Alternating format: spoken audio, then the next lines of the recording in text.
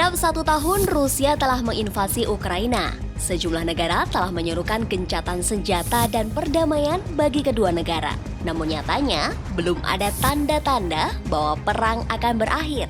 Bagaimana perjalanan seteru dua negara selama 1 tahun berlalu? Apa saja dampak nyata pertempuran sengit yang dirasakan secara global? Sobat bisnis, inilah Fokus.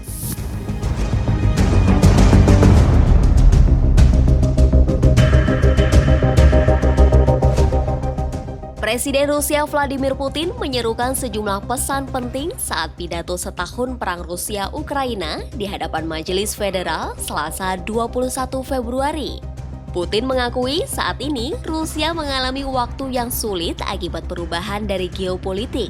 Namun dirinya menyatakan ratusan sanksi dari negara-negara barat tidak berdampak untuk Rusia.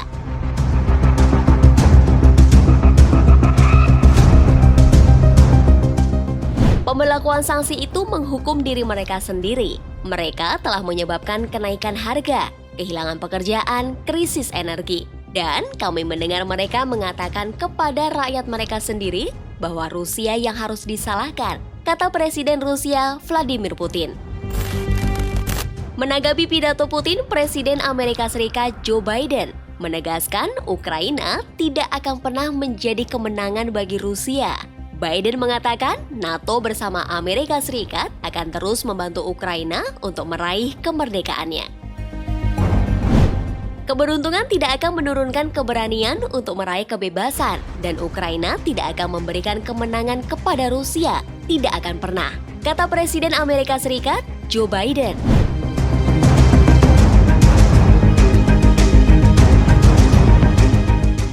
Meski belum ada hilal kedua negara menghentikan perang, Putin seringkali menyiratkan siap berdiskusi secara konstruktif dengan Uni Eropa untuk mencari jalan tengah berdamai.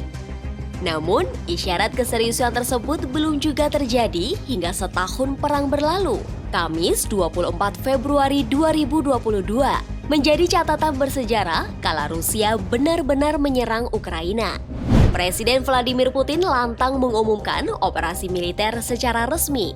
Rusia mengklaim mengamankan Ukraina Timur, wilayah Donbas yang dikuasai milisi pemberontak. Namun, serangkaian Rusia kemudian membidik sejumlah kota di Ukraina, Odessa, Kharkiv, Mariupol, dan tentu saja Kiev. Akibat invasi Rusia, banjir sanksi ekonomi bagi negara tersebut masih terus terjadi sampai saat ini. Amerika Serikat telah membatasi dua bank terbesar Rusia, saham gabungan publik Sberbank of Russia dan perusahaan saham gabungan publik VTB Bank dan hampir 90 anak perusahaan lembaga keuangannya di seluruh dunia sejak Februari 2022.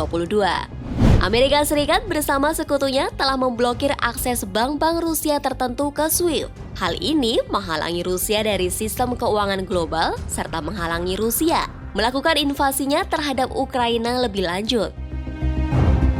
Negara-negara G7 memblokir impor minyak mentah dari Rusia. Mereka terdiri dari Perancis, Kanada, Jerman, Italia, Jepang, Inggris, dan Amerika Serikat. Harga energi langsung meningkat karena suplai minyak dan gas dari Rusia terganggu. Pasokan bahan makanan gandum juga tersendat, mengingat Ukraina termasuk produsen penting bahan baku mie serta roti itu. Akibatnya, potensi resesi terjadi hingga saat ini. Di tengah kecamuk perang Rusia-Ukraina, ada beberapa pemimpin negara yang masih nekat mengunjungi Ukraina yang diinvasi Rusia. Kunjungan ini tentu saja beresiko tinggi, terutama ketika Ukraina tiada henti mendapat serangan dari Rusia. Perdana Menteri Inggris Boris Johnson kala itu melakukan kunjungan mendadak ke Kiev pada bulan April 2022 di tengah janji bantuan militer yang lebih banyak. Disusul negara kita, Indonesia, pada Juni 2022. Jokowi menjadi pemimpin negara Asia pertama yang mengunjungi Ukraina sekaligus Rusia sejak perang terjadi.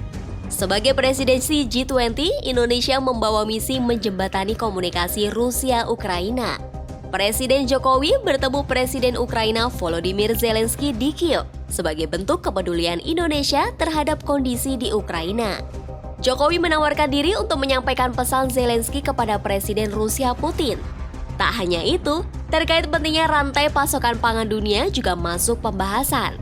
Selang sehari, Presiden Jokowi langsung menemui Presiden Rusia Vladimir Putin di Istana Kremlin Moskow, Kamis 30 Juni 2022. Kepada Jokowi, Putin membantah Rusia mengganggu rantai pasokan dan menyebabkan krisis pangan global.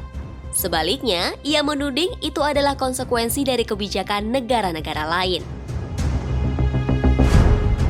Perdana Menteri Kanada Justin Trudeau, Perdana Menteri Prancis Emmanuel Macron, hingga Kanselir Jerman Olaf Scholz juga pernah mengunjungi Ukraina semasa perang berlangsung. Tak tinggal diam, Presiden Ukraina Zelensky mencari simpati negara-negara barat untuk dapat terus membantu Ukraina di tengah sisa tenaga menghadapi perang. Bahkan, di tengah-tengah perang, Zelensky melakukan perjalanan ke Washington DC untuk bertemu Presiden Amerika Serikat Joe Biden di White House akhir Desember 2022. Kunjungan balasan dilakukan Biden menuju Kiev untuk pertama kalinya sejak Rusia melancarkan invasi skala penuh ke Ukraina Senin 20 Februari. Aksi ini menunjukkan secara dramatis komitmen Biden terhadap negara dan perjuangannya saat perang memasuki fase baru yang tidak pasti. Biden mengumumkan bantuan baru. Paket bantuan itu akan mencakup lebih banyak peralatan militer seperti amunisi artileri, lebih banyak lembing, dan howitzer. Meski begitu, Presiden Rusia Putin menyatakan ketahanan ekonomi Rusia masih bisa diandalkan berkat kerjasama antara parlemen, pemerintah, komunitas bisnis, serta buruh yang ada. Bahkan, dengan neraca perdagangan yang kuat, Putin mengaku hingga saat ini tidak perlu meminjam uang ke negara lain.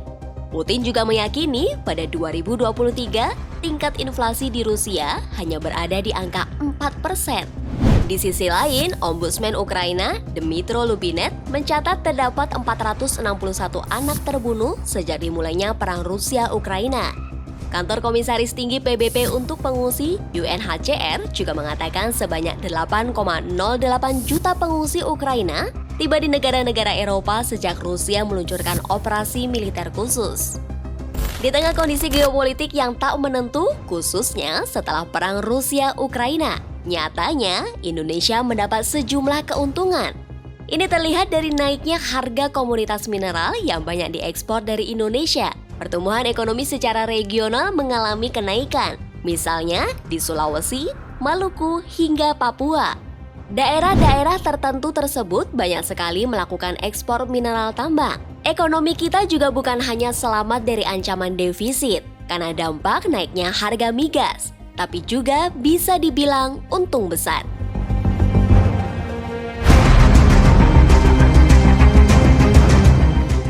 Perang Rusia-Ukraina masih akan berlangsung.